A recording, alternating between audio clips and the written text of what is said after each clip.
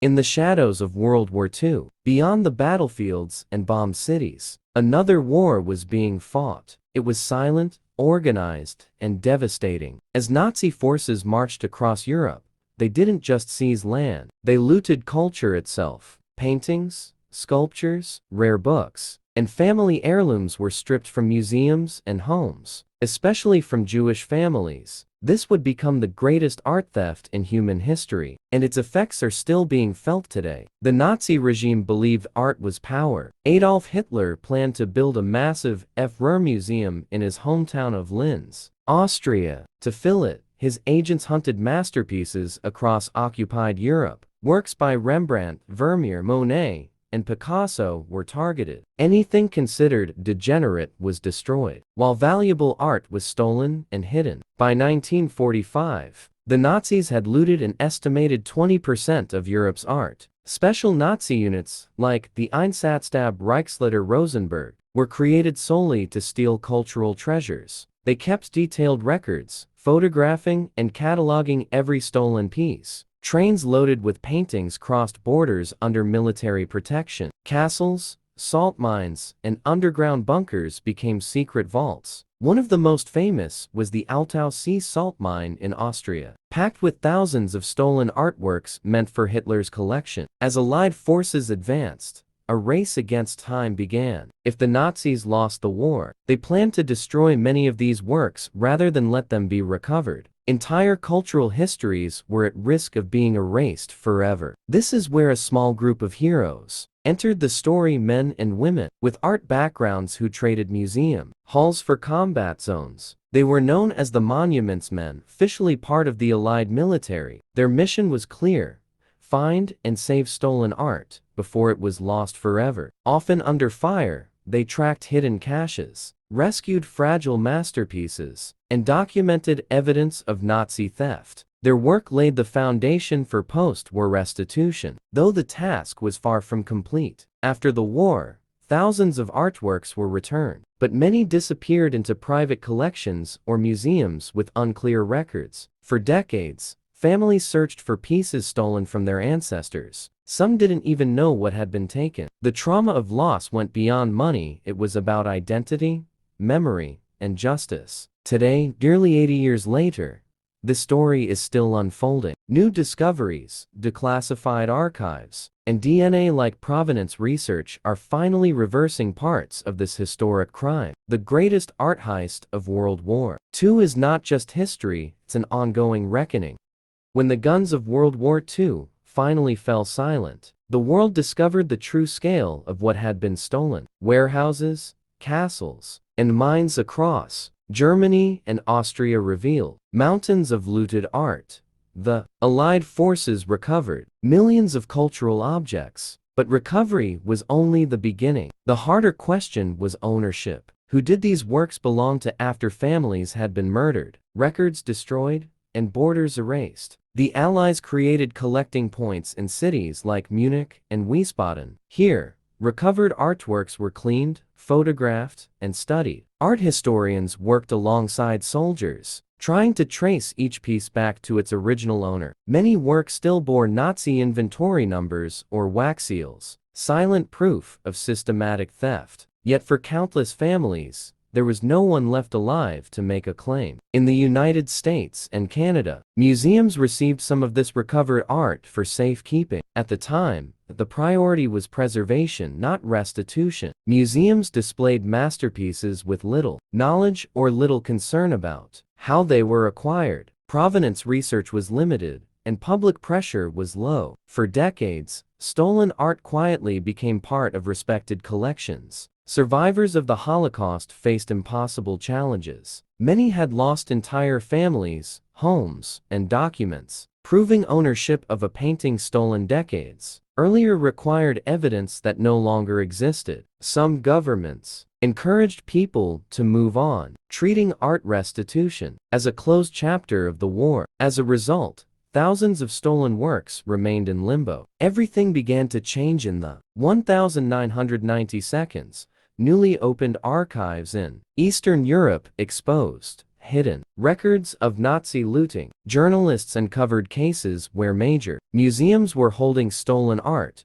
Public outrage grew, especially in North America. In 1998, the Washington Conference on Holocaust-era Assets brought 44 countries together, including the United States and Canada. They agreed that Nazi-looted art should be identified and returned to rightful owners. This marked a turning point. Museums began re-examining their collections. Provenance researchers traced ownership histories like detectives, following paper trails across continents. Families started winning restitution cases, reclaiming art stolen from their grandparents. Some chose to keep the works, others sold them, finally receiving justice after decades of silence. Still, the process was slow and painful. Legal battles dragged on for years. Some institutions resisted claims, fearing the loss of valuable pieces. Each case reopened old wounds, reminding families of what had been taken and why. But with every return, history was corrected piece by piece. By the early 21st century, the world could no longer ignore the truth. Nazi art theft was not just a wartime crime, it was an unfinished story. And for many families in the US and Canada, the search for justice had only just begun. As restitution efforts expanded, one truth became clear: returning Nazi-looted art was no longer just a moral issue, it was a legal battlefield. Courts in the United States and Canada began hearing complex cases that blended history, law, and human tragedy. At the center of these cases were families demanding justice and institutions fighting to keep prized artworks. One of the biggest challenges was time. Decades had passed since World War II. Statutes of limitation often blocked claims, arguing that families had waited too long. Museums and collectors relied on these laws to dismiss cases, even when evidence of Nazi theft was strong. For survivors and their descendants, this felt like a second injustice layered on top of the first. In response, the United States took a major step forward. In 2016, Congress passed the Holocaust Expropriated Art Recovery Act, known as the HERE Act. This law gave families a fair chance to bring claims, regardless of how much time had passed. It shifted the focus from technical deadlines to historical truth. Canada followed a similar path through policy changes, encouraging museums to resolve claims ethically rather than through endless litigation. High-profile cases soon captured public attention. Paintings by artists like Klimt, Pissarro, and Matisse became symbols of unfinished justice. Each courtroom battle revealed detailed Nazi records, forced sales under threat, and personal stories of loss. These were not just art disputes, they were Holocaust stories told through canvas and paint. Museums faced growing pressure. Audiences in North America began demanding transparency. Where did this art come from? Who owned it before 1939? Institutions started publishing provenance details online, exposing gaps and uncomfortable truths. Some museums chose cooperation,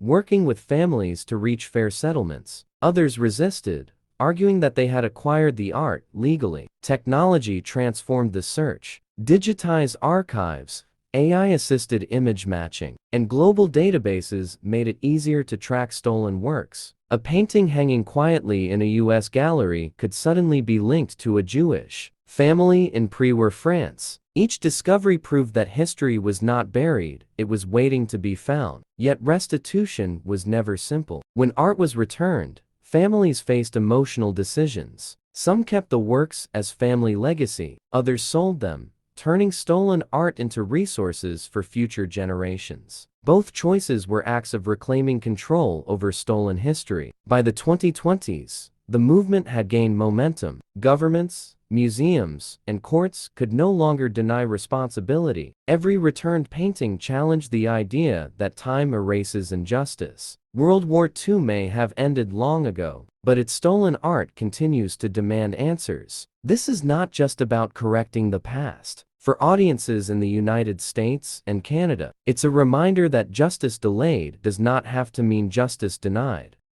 As the restitution movement gained strength, another reality emerged. Many of the most important discoveries were no longer happening in courtrooms or museums. but in archives, attics, and forgotten storage rooms. Art stolen during World War II had been scattered across generations, often hidden in plain sight. Some owners had no idea their prized painting carried a dark history. In the United States and Canada, private collectors became a major focus. After the war, thousands of artworks entered the art market through dealers who ignored or concealed their origins. A painting with a missing history between 1933 and 1945 was quietly sold, displayed, and passed down as an investment or family treasure. Only decades later would its true story resurface. Provenance researchers began identifying what they call the gap years. If an artwork's ownership during the Nazi era was unclear, it raised serious red flags. Museums and auction houses started flagging these works, sometimes pulling them from sale at the last moment. Each gap represented a possible crime: forced sales, confiscation, or outright theft. Some of the most shocking cases involved art displayed publicly for years. Visitors admired masterpieces without knowing they once hung in Jewish homes before being seized at gunpoint. When families came forward with evidence, institutions were forced to confront uncomfortable truths. Returning the art meant admitting past failures,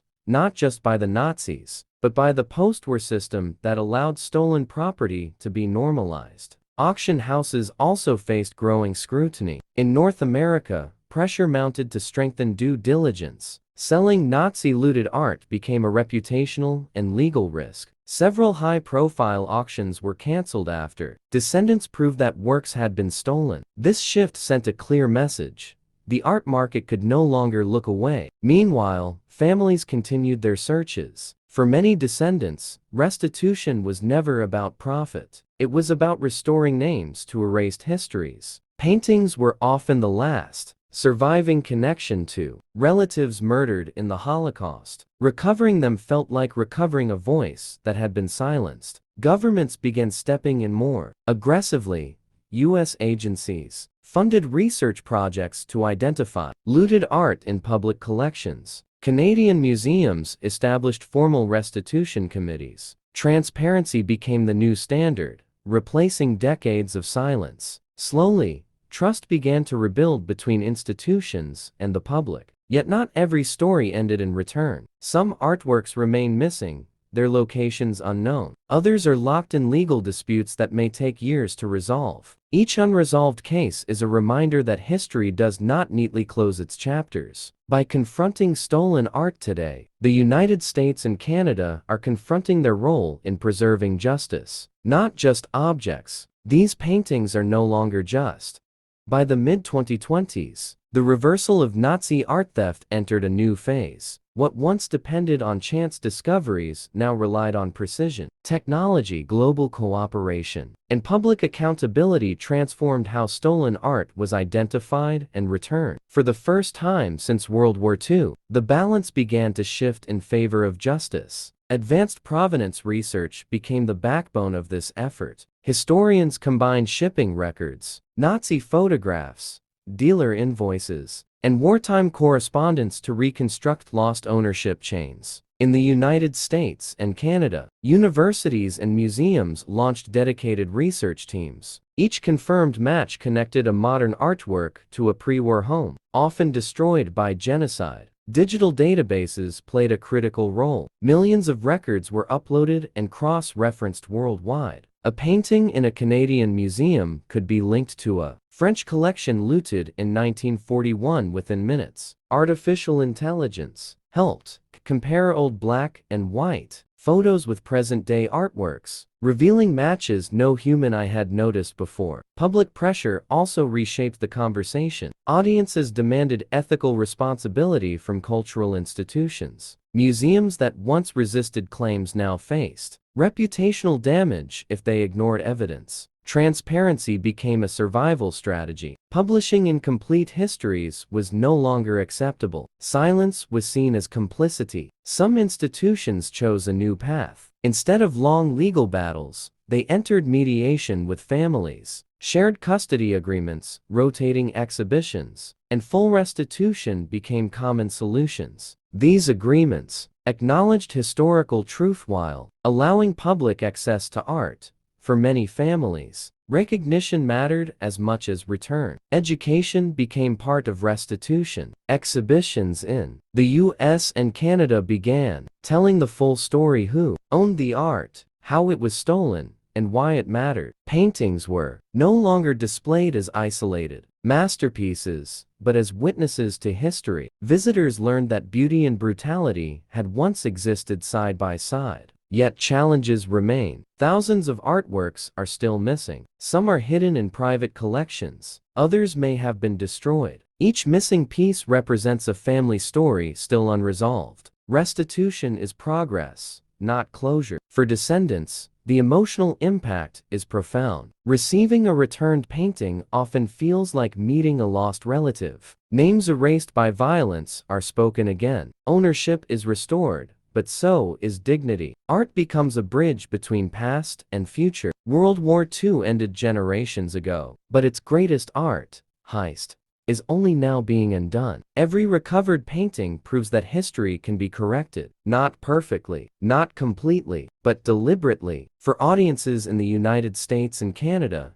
this story carries a responsibility. Justice does not expire, and stolen art, no matter how much time has passed, still remembers where it belongs. Despite decades of progress, the search for Nazi-looted art remains unfinished. Thousands of works are still unaccounted for, scattered across continents or locked behind anonymous ownership. For investigators, every unresolved case is a race against time. As survivors pass away, the responsibility shifts to descendants, who must piece together fragmented histories left behind by war. One major obstacle is secrecy. Private collectors are not always required to disclose what they own. A painting stolen during World War II can remain hidden in a vault, unseen for generations. Without public access, families have no way to identify what was taken from them. This silence continues the damage begun in the 1940s. Another challenge lies in destroyed evidence. Many Nazi records were burned as Allied forces closed in. Families often rely on a single photograph,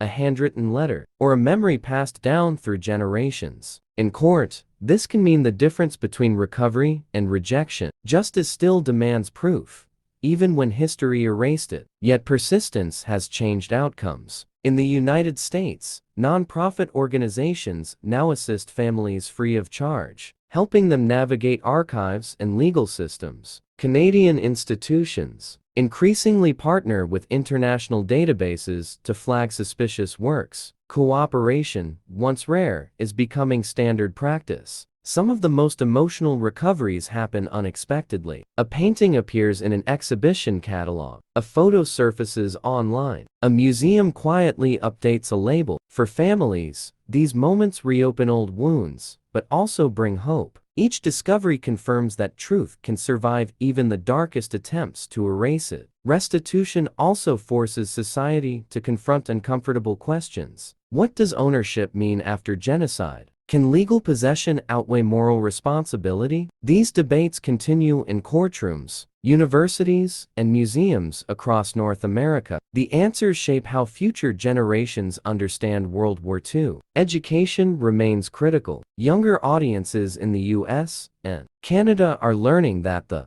Holocaust was not only about lives lost, but culture stolen. Art theft was a weapon of erasure. Teaching this history ensures that restitution is not seen as charity, but as obligation. As the final witnesses fade, the urgency grows. This generation may be the last with a direct link to World War II.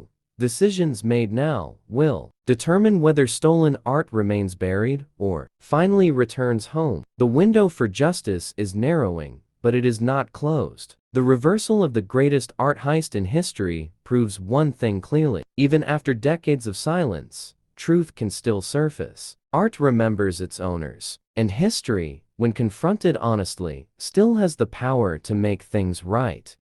As the effort to recover Nazi-looted art moves forward, one reality is impossible to ignore. Restitution is no longer just about the past. It is shaping how the future remembers World War II. Every returned artwork forces societies in the United States and Canada to confront how deeply the consequences of that war still reach into the present. For museums, this moment has become a test of integrity. Institutions once built on prestige are now judged by transparency. Admitting that a prized painting was stolen requires courage. It also requires humility, acknowledging that respected collections may carry the legacy of injustice. Increasingly, museums understand that trust with the public matters more than possession. Descendants of victims are also redefining restitution. Many families choose to loan returned works back to museums, allowing the public to see them with full historical context. Labels now tell the complete story: who owned the art, how it was taken, and how it was recovered. These paintings no longer hide history, they teach it. In North America, this shift has changed how audiences experience art. A landscape is no longer just a landscape. A portrait is no longer just a face. Each piece becomes a witness to survival and loss. Visitors are asked not only to admire beauty, but to recognize responsibility. This approach transforms museums into places of memory, not just display. Legal systems are evolving as well. Courts increasingly recognize that crimes committed during genocide cannot be treated like ordinary property disputes. Judges weigh historical evidence with moral clarity, understanding that delay was often forced by trauma, displacement, and fear. These rulings send a powerful message: time does not legitimize theft. The art market is also adapting. Collectors today are more cautious than ever. Provenance checks are expected, not optional. Buying art without a clear history is seen as risky, both financially and ethically. This cultural shift reduces the chances that stolen works will circulate unchecked again. Still, the work ahead is immense. Experts estimate that tens of thousands of artworks looted during World War II remain missing. Some may never be found, others may surface decades from now, when new technology or chance discoveries reveal their paths. Restitution is a long journey, not a final destination. For younger generations in the United States and Canada, this story carries a lesson beyond art. It shows how injustice can persist. As restitution continues, one final truth becomes unavoidable. The story of Nazi-looted art is also a story about responsibility in the present. World War II created the crime, but modern societies decide whether that crime remains unresolved. In the United States and Canada, each new case asks a simple but powerful question: what does justice look like after genocide? For many institutions, the answer has required change from the inside. Museums now train staff specifically in Holocaust-era provenance research. Curators are taught to question gaps, challenge past acquisitions, and prioritize ethics over prestige. This cultural shift marks a break from decades when silence was easier than accountability. Governments also play a critical role. Diplomatic pressure has helped reopen cases once considered closed. International cooperation allows records to cross borders, linking evidence from Europe to collections in North America. Restitution is no longer treated as a favor, but as a legal and moral obligation tied to human rights. Media exposure has amplified this movement. Investigative journalists uncover hidden histories behind famous paintings. Documentaries and reports bring restitution cases into public view, making it harder for institutions to ignore claims. Once a story becomes public, silence is no longer an option. For families, the emotional journey remains complex. Restitution does not erase trauma. A returned painting cannot replace lives lost, but it does restore agency. Families regain control over a story that was violently interrupted. In many cases, it is the first time their suffering is formally acknowledged by powerful institutions. There is also a deeper cultural impact. Art stolen during World War II was meant to strip victims of identity. Returning it reverses that purpose. Each restitution case affirms that culture survives violence, memory survives theft, history resists erasure. At the same time, restitution challenges modern viewers. Enjoying art now carries responsibility. Audiences are asked to see beyond beauty and ask where objects come from. This awareness reshapes how society values culture not just as property, but as legacy. Looking ahead, experts agree the work will continue for decades. New archives may open. New technologies may reveal hidden connections. Paintings thought lost may reappear. The timeline of justice is long, but its direction is clear. The greatest art heist of World War II was designed to be permanent. Its reversal proves otherwise. Step by step, canvas by canvas, the past is being confronted honestly. For the United States and Canada, this effort reflects a larger commitment to remember accurately, to act responsibly, and to ensure that stolen history is never treated as forgotten history. This is how World War II still speaks today, not through weapons or borders, but through art and the choice to return it. As the long process of restitution continues, one lesson stands above all others. Memory requires action. Remembering World War II is not only about ceremonies or textbooks. It is about confronting what was taken, how it was taken, and what must be done now. Nazi-looted art has become one of the clearest measures of whether that memory is honored or ignored. In the United States and Canada, restitution cases increasingly influence national conversations about ethics, ownership, and accountability. These debates extend beyond museums into universities, courts, and public policy. Art is no longer treated as neutral property. It is recognized as evidence of historical crime. For descendants, time adds urgency. Many families are now led by third or fourth generations, inheriting stories without physical proof. They rely on institutions to act in good faith. When museums cooperate, trust is rebuilt. When they resist, it reinforces the pain of being dismissed once again. Restitution becomes a test of moral leadership. Education systems have begun to reflect this reality. Holocaust education now includes cultural theft alongside human loss. Students learn how art was used as a weapon to erase identity and rewrite history. Understanding this helps new generations recognize that injustice can survive quietly if left unchallenged. Technology continues to push boundaries. Facial recognition style tools compare figures in old photographs to modern artworks. Shipping routes are mapped digitally, revealing how stolen art moved across continents. Each innovation increases the chances that missing works will be identified. Even decades later, hope is now driven by evidence, not luck. Still, restitution is not only about returning objects, it is about acknowledgement. Formal apologies, corrected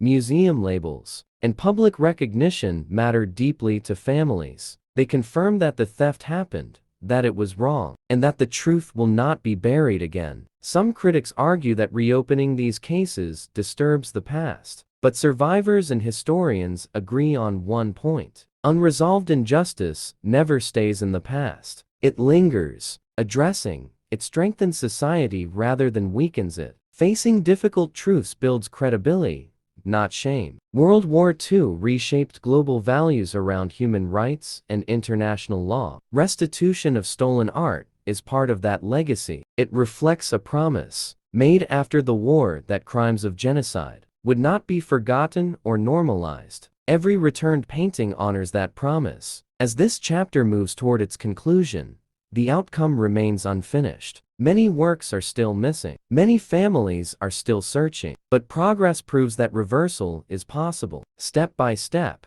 history is being corrected where it can be. The greatest art heist in history sought to erase cultures forever. Its undoing proves something equally powerful. Truth can survive violence. Justice can outlast time. And even 80 years after World War. As this story reaches its final chapter, one message becomes unmistakably clear. The reversal of Nazi-looted art is not about closing a case. It is about setting a standard. World War II created crimes so vast that their consequences could never end with surrender, documents, or peace treaties. Stolen art is one of those consequences, still demanding action today. In the United States and Canada, restitution has become a measure of moral consistency. Nations that champion human rights are now judged by how they handle the cultural crimes of the past. Returning stolen art is not an act of generosity. It is the fulfillment of a responsibility delayed for generations. For museums, the future is defined by openness. Institutions that once protected their collections at all costs are learning that credibility matters more than ownership. When museums tell the full story: who owned the art, how it was stolen, and why it was returned, they gain public trust. Art becomes education, not concealment. For families, the end of a restitution case is never the end of grief, but it can be the end of uncertainty. A returned painting confirms what survivors always knew: their loss was real, their history mattered, their voices were not erased. That acknowledgement carries weight far beyond the canvas. The impact reaches beyond individual cases. Restitution reshapes how societies remember World War II. It reinforces the idea that genocide targeted not only people, but identity itself. Art theft was a deliberate attempt to rewrite culture. Returning that art restores pieces of a shattered narrative. This work will continue long after today. Some artworks may surface decades from now. Others may remain lost forever. But the commitment to search is what defines this era. Unlike the silence that followed the war, the present demands answers. For audiences in the United States and Canada, this story carries a lasting lesson. History is not distant. It lives in objects, institutions, and decisions made today. Justice is not automatic. It requires effort, courage, and honesty. The greatest art heist of World War II was meant to be permanent. Its undoing proves that even the darkest plans can fail when truth is pursued. Without compromise, every painting returned weakens the legacy of theft and strengthens the legacy of memory. World War II still shapes our world, not only through borders and politics, but through unfinished moral obligations. By reversing this crime, piece by piece, society affirms a simple truth: what was stolen does not belong to history. It belongs to those it was taken from.